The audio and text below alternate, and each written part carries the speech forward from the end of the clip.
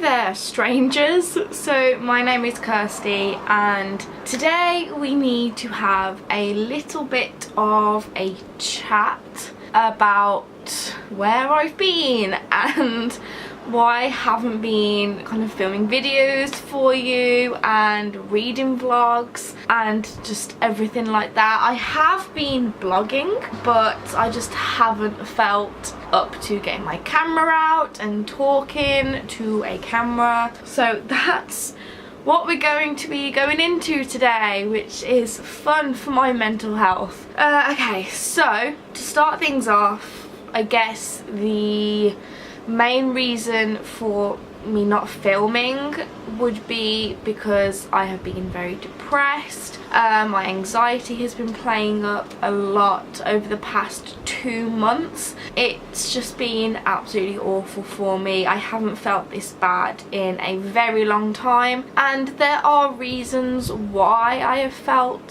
so down and just haven't had the motivation to do anything.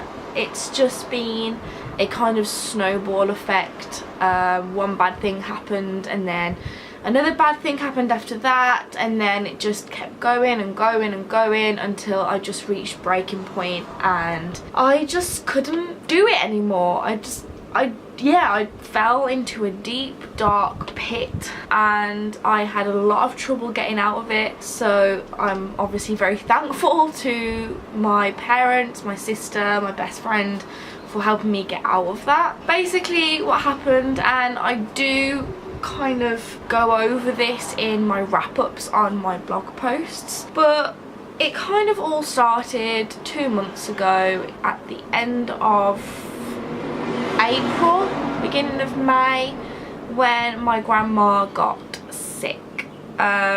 She was taken into the local hospital. They said that, you know, she just had a bit of a chest infection, everything would be fine, be out in maybe a couple of weeks. A lot of my time was spent driving to the hospital, being there for my grandma, just having a bit of a laugh and joke with her, and then coming home and then doing it again the next day. And then over a period of time, over maybe May I guess, she started to deteriorate and she had to be moved from the hospital where she was at to another hospital in Wolverhampton, which could kind of help her a little bit more, and she was put in an intensive care unit. So my time was spent driving up to Wolverhampton to see her, like whilst I was going to work, and trying to look after family at the same time and trying to just do other things as well. While she was in intensive care, she couldn't really talk properly. And it turns out that she just had multiple organ failure and she passed away. And I was there when she passed away in the hospital, so that kind of really took its toll out on me. She was my best friend in the world. She was like my second mom. She looked out for me whenever anything went wrong, and whenever I was feeling down, she would be the first person that I would call, and I would go down to her house and she would just, yeah. So that's one of the reasons.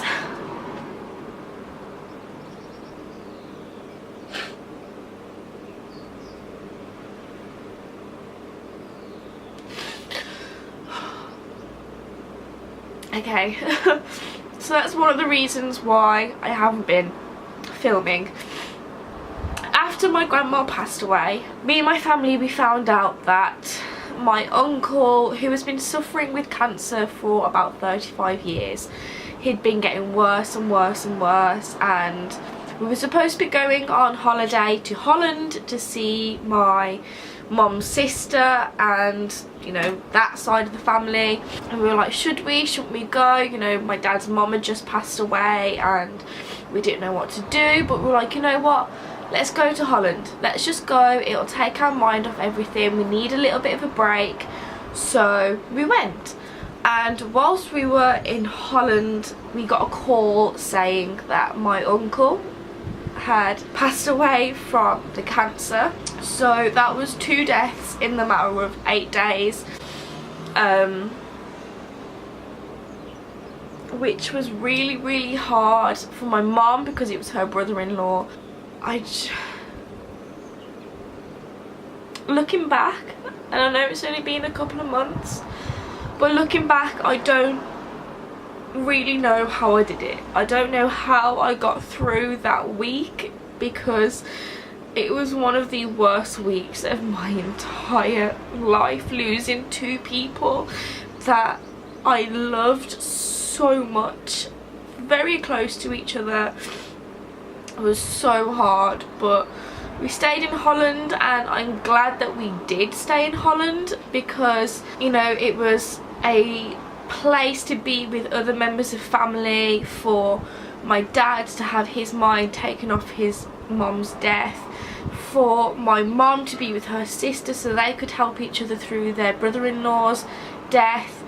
You know, that was that section of crappiness that happened. And obviously having deaths in the family meant going to funerals, and the funerals were a few weeks ago. We had to wait for a month to put both of my relatives at rest, and the funerals were in 5 days of each other. So my grandma's was first, and then my uncle's was second, and that was just emotionally draining. I generally felt like I had no tears left to cry. And I know what you're all thinking, the Ariana Grande song. It was very weird for me to say that then, but it's true. I didn't feel like I had any tears left, but I did. I was just an absolute mess. My mind was everywhere, and I still text my grandma, I still phone my grandma and leave voicemails for her telling her about my day. I text her telling her about my day, because it's just hard for me to let go and know that she's gone. And I've been going up to my auntie's house since she lost my uncle, and it's hard to see my auntie go through this pain of losing her husband, a man who pretty much brought me up as a child whilst my parents were at work. He looked after me while I was a child, and we used to watch football together, and it's just, it sucks. It really does suck losing people. And on top of that, there was this thing that happened at university which was just the cherry on top of the cake for me. I had, what was it, 7 panic attacks in the matter of 2-3 hours, and I have never had that many panic attacks before in my life. Well, I mean, I've obviously had like 7 panic attacks in my life, but in the matter of that short amount of time, I haven't. And that was because I was getting some marks back for a university assessment. It was for my dissertation proposal for 3rd year.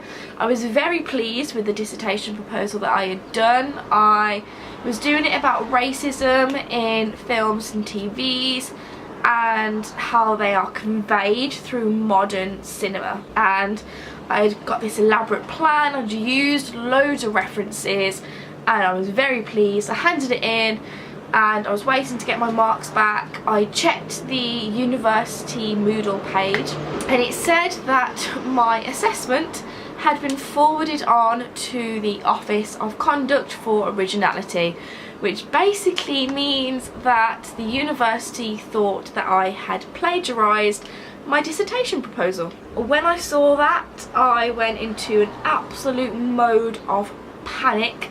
This was maybe a week after I had lost my grandma and my uncle, and I was not in the right headspace at all. I saw this and I was crying and crying and crying. I emailed my tutor saying, what the hell is going on? I haven't done anything wrong. I emailed my head of year, I emailed another teacher. None of them replied. And here I was lying in bed, just an absolute emotional wreck, and none of my teachers were replying to me, telling me what was going on, what had happened. So I decided to ring the school board and ask them what was going on, and they said that it's just a thing that they do when someone's essay, if it matches a certain percent of something else in their database, and they have to forward it on to the Office of Conduct. And I said, look, I was like, I am having so many panic attacks here, I've done nothing wrong, please help me. And they basically just said that within the next 48 hours I would receive an email that said when I had to go into university for a formal meeting, and they could discuss what the next steps were. 2.5 weeks later, I still haven't received an email, and what I've done is I have just blocked it out in my mind. I've pushed it to the back of my brain and I have hardly thought about it. There are times where I think about it and I'm like, well, does this mean that I haven't gone into 3rd year? Like, or will I get the meeting for this assessment when I go into my 3rd year? I don't know. They said I would receive an email in the next 48 hours. I didn't. It's been 2.5 weeks. Still haven't gotten anything. And my parents are like, well, email them again. See where, you know, what's going on. And my answer to that was no. Because I haven't done anything wrong. So the ball is in their court for them to sort this out. It's not up to me to sort it out. They're the ones that have said that I've plagiarised. I know I haven't. It's just hard because the people who know me know that I am one of the last people on earth that would ever plagiarise. I mean, my dad works for an exam board. You know, it's just like, I have common sense. I have the knowledge that it's a really stupid thing for people to do, so why would I do it? I wouldn't. There is the answer. So I don't really know what is going on with that at the moment, but that day was very hard for me. I spent the entire day crying, and it got to the point where I actually had to ring the Samaritans because my depression and my anxiety was getting so bad that I was getting a lot of harmful thoughts in my head, and I just wanted everything to go away. And I haven't felt like that in 2.5 years. It felt like I had taken about 1 billion steps back in my mental health. I have progressed a lot lately, since 2.5 years ago when a very bad thing happened. But I have progressed a lot since then, and the past 2 months have just took me backwards. Now I have to kind of rebuild everything all over again. I'm very lucky that I have an amazing support system of family and my best friend Layla. I don't know what I would do without them, but yeah, I mean, those 3 things, the plagiarism, my grandma, my uncle, those 3 things have ruined me as a person lately. And for those of you who are wondering how I did on my other university assessments, I did very well. I got a 1st in my film assessment, and I got a 2-1, a very high 2-1s I might add, in my other university assessments. So it's just my dissertation proposal that I'm kind of don't know where I'm at. So yeah, that was basically, well, this is why I haven't been filming and doing any reading vlogs, because how depressing would those reading vlogs have been? Just basically me crying every single day to the camera going, please guys, help me, you know.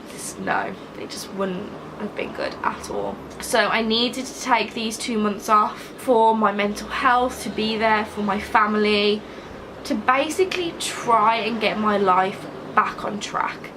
It's getting there. I'm going out a lot more with Layla. She's helping me a lot with my mental health. It still hasn't hit me about losing my grandma and my uncle.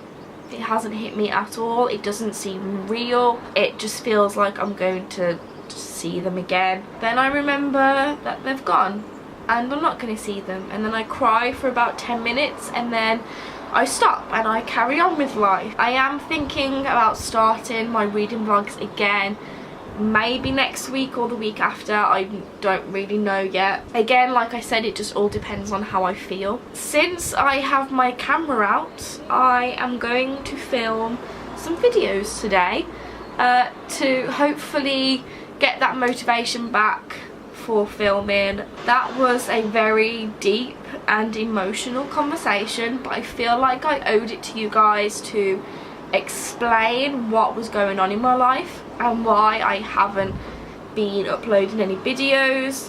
For those of you who read my blog, you've had content, so you're okay. You don't need an apology, you're fine. But for those of you who watch just my videos, then I am sorry. It's just been really hard for me, and I do hope you understand. So thank you guys for watching this just emotional talk, and I will see you in my next video, whenever that may be. I am filming them now, but I don't know when they'll be up. So good talk. Right, see you in the next video, guys. Bye.